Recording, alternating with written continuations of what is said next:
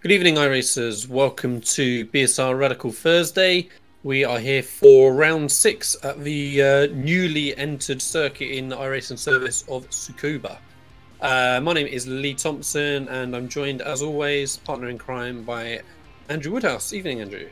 Evening, Lee. Yeah, I'm looking forward to being here. First time I've ever seen a race at this circuit on iRacing. Should be good. Yes, I think we're in a very similar position. Right.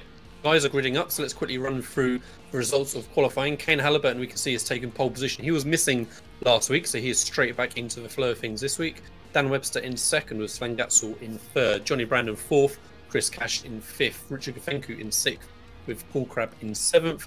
Craig Williams in eighth, with Kip Stevens in ninth. Jamie Ayres 10th, with James Ritchie in 11th. Laura Bond in 12th, with Carl Hardy in 13th. Matthew Willett in 14th. Jack Aston 15th. Luke Cooper 16th.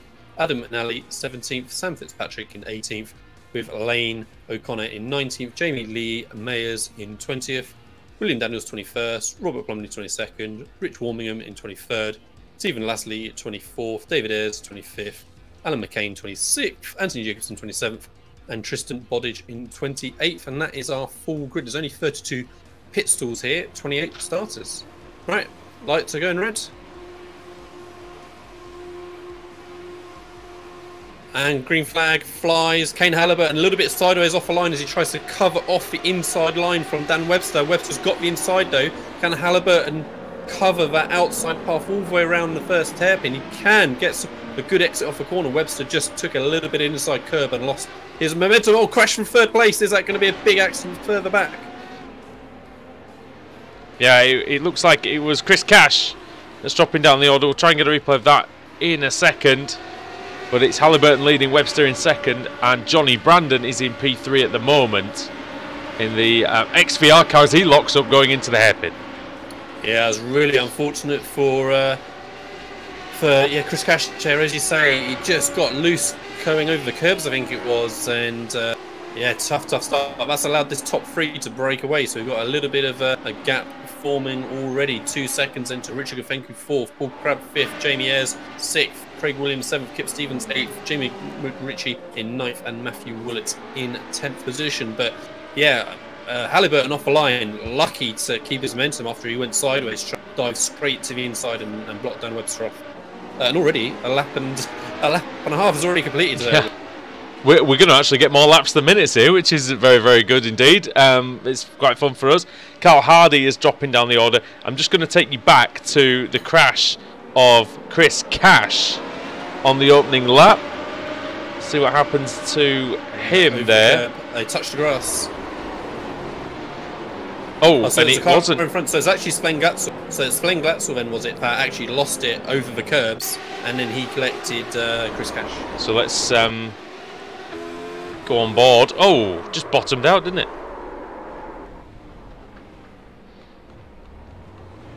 Just bottomed out, and off he went. And then we've got Carl Hardy slightly later on in. Well, this is in lap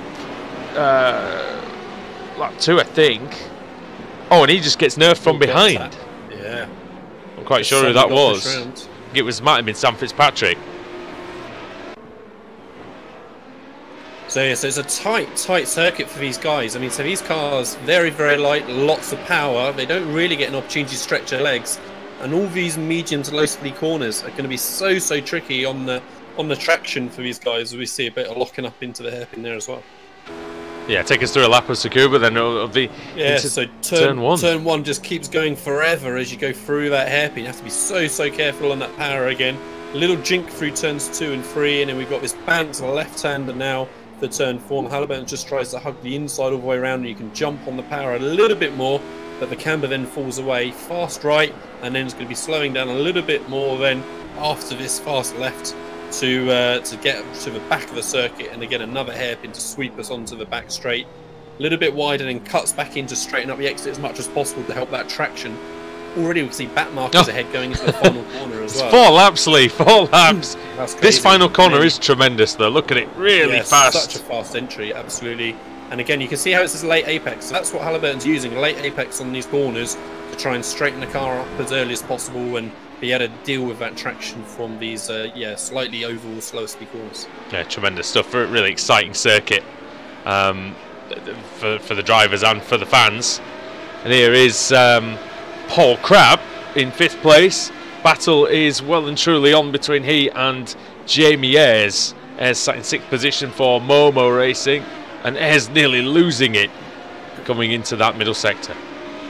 So it's interesting. Obviously, we had that little bit of an incident early on, but otherwise it's been looking pretty good from the guys. We've not had any big accidents for sure, and as a result, we've not had a huge amount of changes in grid position. Most we're seeing is +7 places for William Daniels in 14th and Rob Plumley in 15th. So they've obviously looks like Robert Plumley's followed Daniels through from the grid point and followed him through the carnage, and they both made up a lot of spots. But otherwise, it's all single figures all the way. Just taking a look at Tristan Bodis here for Team Mad, as it looks like he's had a bit of an issue going sideways through the hairpin. It's not the drift GP here, Tristan. It is a radical race, but he's just got away with it and managed not to crash, which is important. Yeah, and that was unfortunate for Tristan. He was another guy who got a great start and then made up a whole fistful of places off the grid. So unfortunate for him. So Halliburton still leading, just over half a second from Webster in 2nd, and Johnny Brandon a 2nd behind that. No Nicole Foggy this week, so Brandon looks to be the representative from XVR who is looking to challenge for the win. Rich Kufenko then still in 4th place. He's lost another 3 seconds since our last look, so he's 3 seconds off the back of John Brandon, bit too deep in there for Webster. Halliburton in front. Look at the traffic for Halliburton though, Lee, as you mentioned. I mean, it's only taken 5 minutes or so. Oh my word, right in front of the leader. What's going on here? So it's going to be tricky, I think, all the way through the race. This is going to be the theme of this race. It's almost going to be an endurance style race, like multi-class racing, of getting through the traffic. But the guys, I think, the key is going to be patience. Not panicking if you do get blocked by someone. Well, it's going to even out all the way through the racing. I'm just going to bring up the gaps here on the screen on the timing tower. You see that 20th place is already 22 seconds off the lead, and it is only a 50-second lap. So you can definitely tell if we go down to sort of the rear of the field, sort of Adam McNally, Mayers. Oh, it was a crash. I think it's O'Connor. Blown his engine, smoking. Oh. So he must have banged it down a gearbox going into one of the hairpins, presumably turn 1. That must be. Yeah, he obviously banged it down into turn 1, and he's coasted all the way from there. Yeah, O'Connor in the pits. It's tricky to do that in these cars to damage on downshift. So yeah, I wonder how that developed. Kip Stevens then, just ahead of McRitchie. And that's really close. Yeah, we're going to see these differences in lines quite a lot through these slower corners. I think we've got some people taking a more traditional line of maybe hugging the inside for longer, but it looks like maybe the quicker way to go is that deeper entry and cutting back. And guys are going to have to be careful with an accordion effect as cars are around take different lines and make sure we're not running into the back of each other. Yeah, close battle as well going on just in front of them as well. Jamie Ayres versus Craig Williams. Williams has won a race this season, of course. We saw that last week. This battle is now a 4-car scrap for 6th place on the track. Oh! Bit of a twitch, yeah. This car always makes me nervous, mate, when that happens. Yeah. And again, it's going to be, this circuit is going to be tough for these guys. Like I say, they're just not getting a chance to stretch their legs, and it's just all these slow speed traction zones. I wonder how the rears will cope temperature-wise from repeated issues like that. It'll be interesting to know as Jamie runs out onto the grass as well on exit. By the way, how cool is this gearbox camera? When we see the downshifts, you see all the fire just spewing out at the top there. And yeah, this circuit is tough. I mean, I love the track. I think anyone who's played Gran Turismo will have done thousands of laps around it. I really enjoy the track, but it's not one that I've really done much racing on, and it is tough. Overtaking is not easy. The slipstream does not matter here. No, it's mistakes, isn't it? That's what's going to matter here. So if you can just hit your marks, and really, as you say, how's the guy behind going to get past? As soon as you make a little error, then you're opening up opportunity, aren't we? As we see right on cue, Jamie Ayres getting a move done. That's traffic, that one, I think. Oh, was it just traffic? Okay, so a very polite back marker getting well out of the way there. But as you say, it's there's no real opportunity to build a move on this circuit. I don't think these cars are, Ooh. you know, a little bit overpowered, a little bit high speed for the circuit, really. So it's about these errors. I'll tell you what, it looks fantastic from the outboard shots, though. Really, really fast. And on board as well. Yeah, yeah, looks brilliant. Kane, locking the left front, going into the hairpin there as the camber maybe just shifts the weight around a little bit. Yeah, these guys are really having to move the cars around the whole time, I think. I'm sure they're sliding in and out of pretty much every slow speed corner. Again, we see a puff of smoke from Halliburton, steps on the power hard, drives off. So yeah, these late apexes are doing the jobs for these front two. Yeah. Johnny Brandon just dropping a little bit back from the front two now as well, 2 seconds back.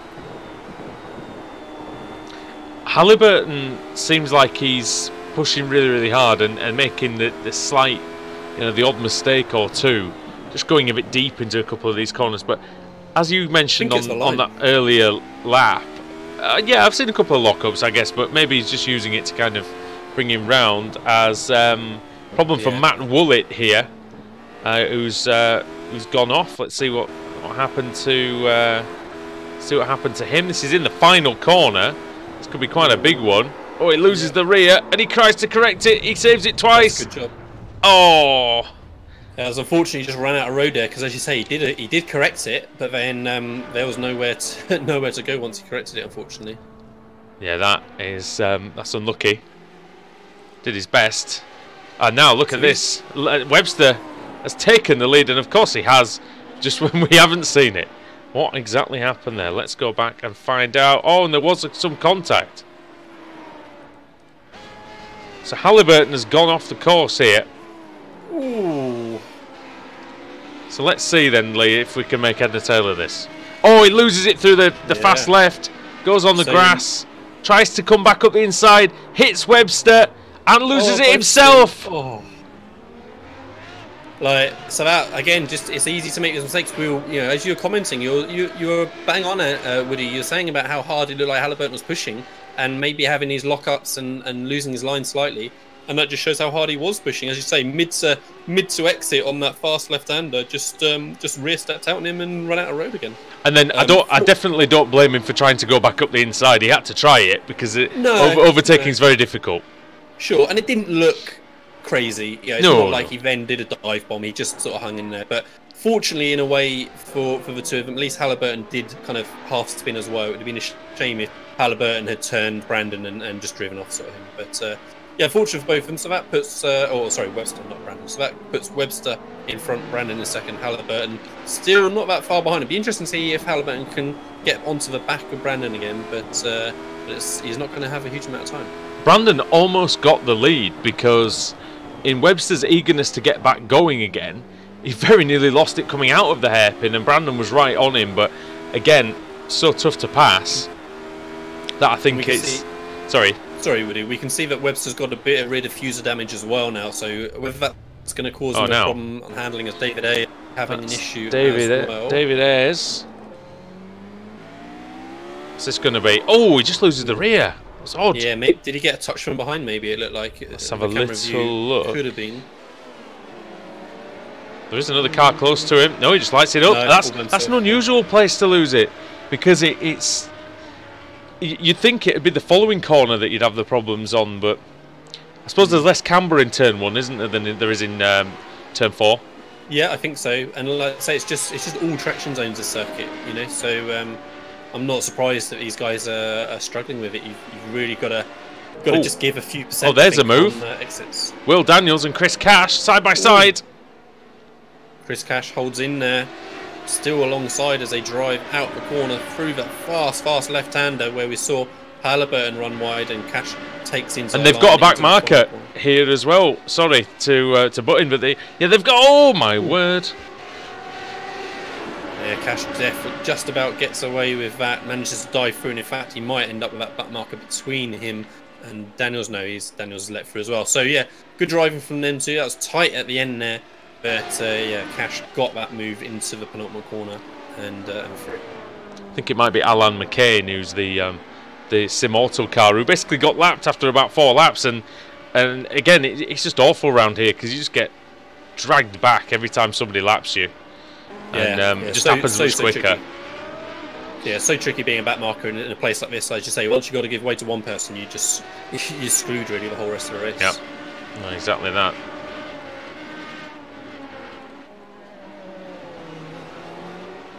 So Dan Webster still. Oh, hello, Brandon locking up. Ooh. Halliburton. So Halliburton has catched up quick then. So 1 second behind was Halliburton last time we looked. So Halliburton's got the pace, and this is going to be a good example. Oh, Brandon's lost it. So just lost it on entry.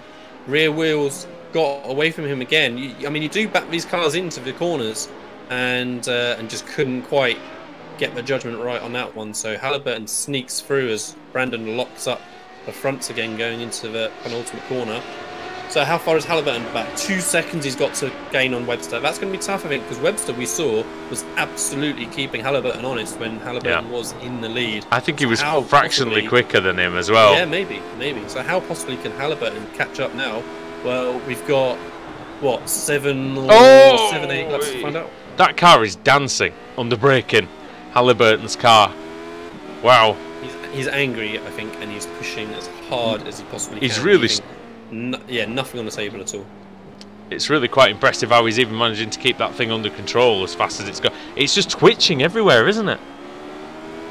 And I mean, that is Let's go on board with him. Drive these cars. Yeah, it's so these cars are very, very light. Yeah, rear will step out on the entry and exit, and it's all about just managing it and allowing that controlled slide. It's a real shame Nicole Foggy isn't here.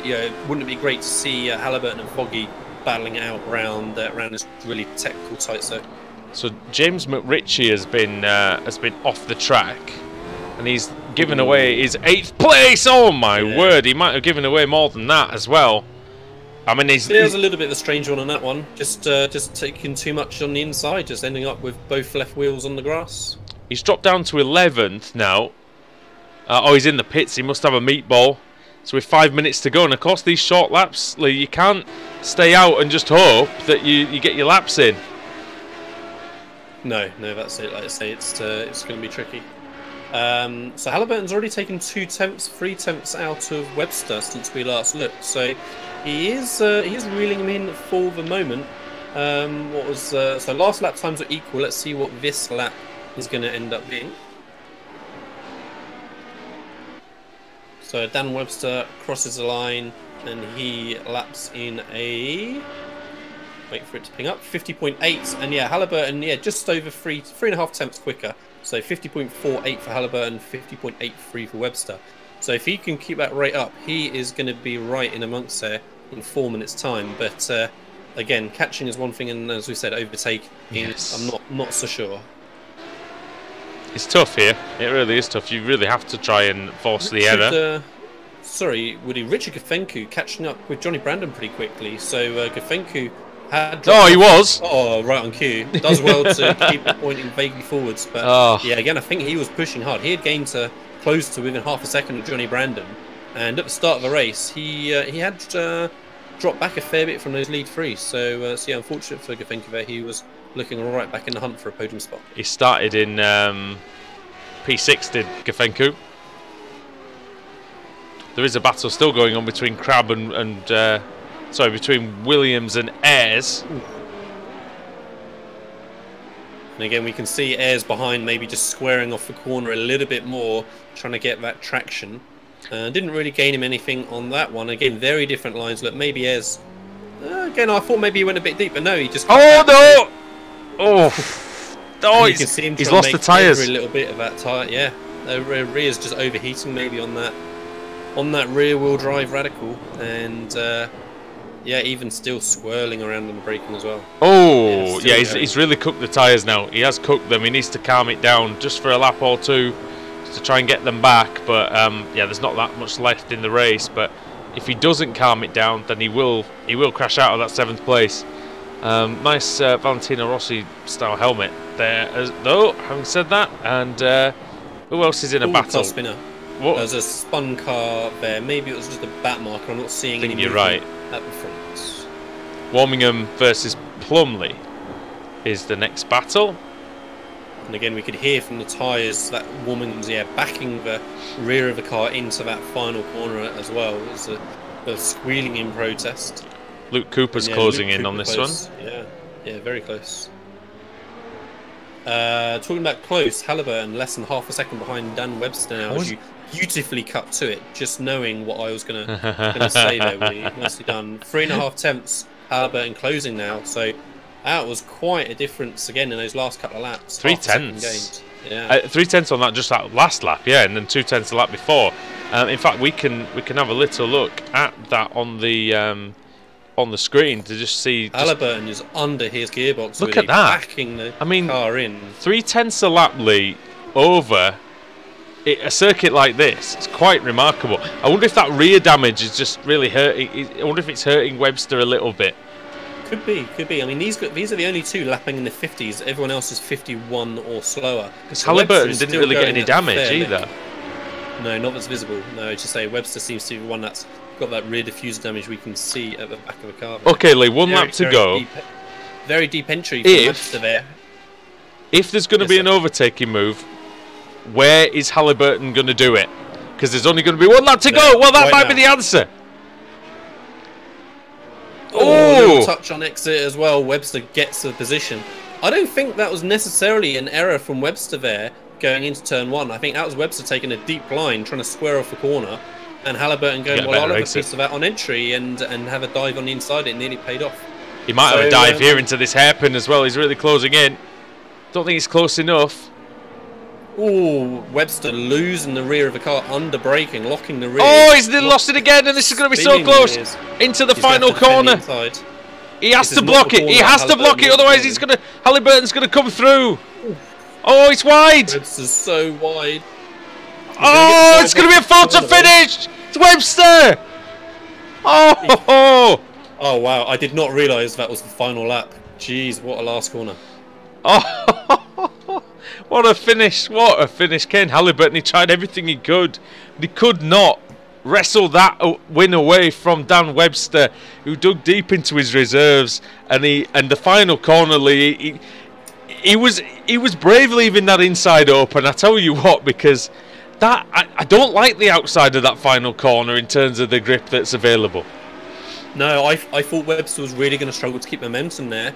But he just scrabbled around the outside, and then once you're able to hold on initially, then actually you're going to get that drive off a corner, and that paid through. But as you say, Webster cracking race he drove. A little bit lucky maybe with that last corner. I mean, as you say, he knew he had that error going into the penultimate corner, locking the rears on entry. He knew he spun up the rears on exit. He didn't defend early, and maybe he knew that outside line wasn't so bad. Maybe he'd done a bit of work in practice and knew that he could hang on to the outside line and get the drive off the corner. But it seemed risky, maybe not to force Halliburton to be the car going around the outside. But hey, well, who am I to say? That's our winner from race 1. Just got the drive out of the last corner and did just enough to take the win. Results on the screen. Dan Webster taking victory there. The times are a little bit screwed up, but I can tell you that it was victory by 0.01 of a second. That's how close it was. Johnny Brandon in 3rd, ahead of Paul Crabb in 4th, and then Craig Williams in 5th. Jamie Ayres was in P6. Richard Kafenko was 7th. Kip Stevens 8th. 9th for Sam Fitzpatrick. And then I'm just going to try and refresh those results and see if they come back. Oh, there you go. Well, that's a bit better. Ayres in 6th, Kafenko in 7th, then Stevens, then Fitzpatrick in 9th, Chris Cash in 10th, then Daniels. Plumley, Warmingham and Cooper come next, and they were very close together on the track. Then it's Tristan Bodis, Carl Hardy, Jamie Mayers, Stefan Leslie, and then at the back of the field, Anthony Jacobson, James McRitchie is the first of the non-scorers, Alan McCain 21st, and then the retirements: David Ayres, Jack Ashton, Matt Woollett, Laura Bond, Adam McNally, Lane O'Connor. And on the first lap we saw crashing out was Sven Glatzel. So, well, the reverse grid wheel, Lee, it's going to be a much more interesting spin for us, really, because it's a small grid, so we could virtually get a full here. Yeah, and it's going to be, as we're kind of repeating ourselves on this, but it's going to be tough for any guys trying to battle their way through. You're not going to get huge changes in grid position unless there's a big accident, I think. So the guys are going to be hoping and praying for a lucky spin of the wheel. Just a very quick note to say that Richard Kafenko must have had an issue 1 or 2 laps from the end. He was running 4th when we last looked. Finished, as you said, Andrew, down in 7th. Yeah, well, not a very good end to him, but it might help him with a decent reverse. Let's spin. Let's see it. What's it going to be? There is a full segment on there. It's not going to quite make it to the full. Oh, it's quite a large one for this field. It's going to be 20th. So 20th being... well, it's basically a full, because so Anthony Jacobson's going to be on pole position, as James McRitchie was more than 1 lap down, so 20th won't get it, but 19th will. Jacobson onto pole position, and then in 2nd place is going to be Stefan Leslie, then Jamie Mayers, Carl Hardy, and Tristan Bodis are going to be your top 5 starters when we return here on the BSR Radical Thursday.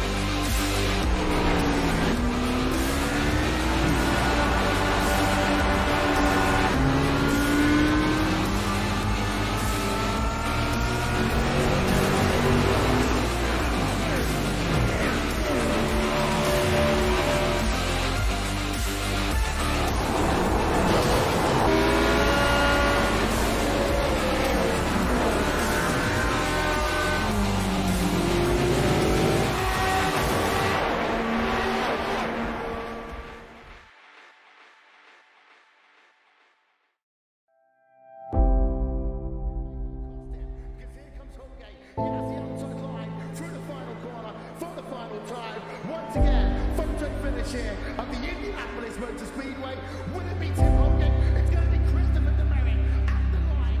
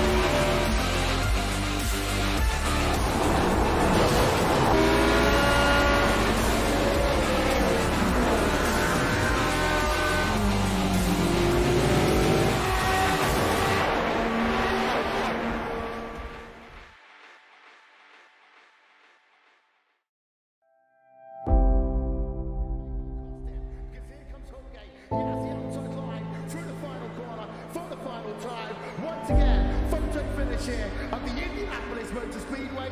Will it be Tim Hogan? It's going to be Christopher DeMerrick at the line.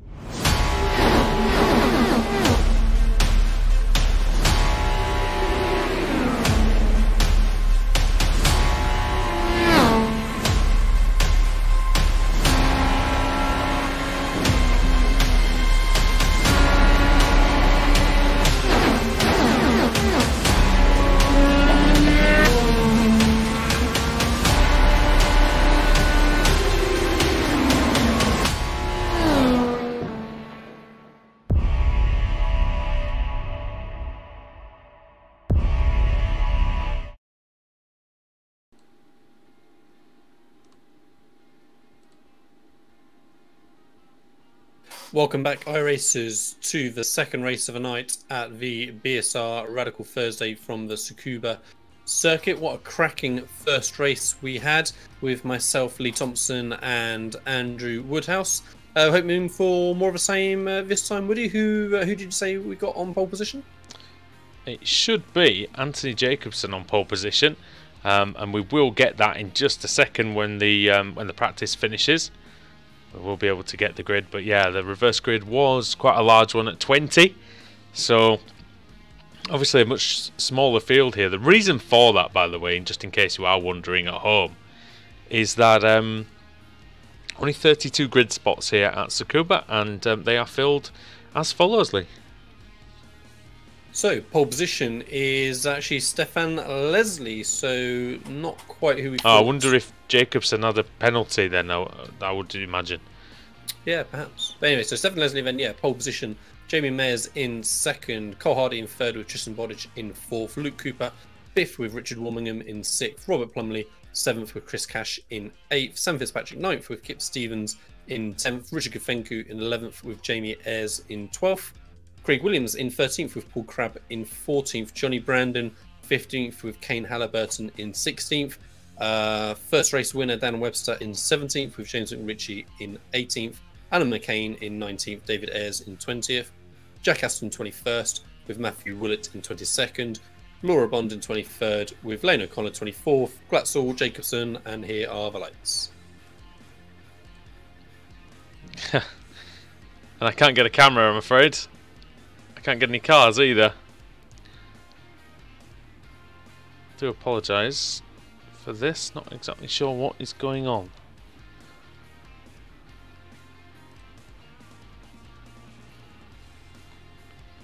I think I might be having connection problems on this side here.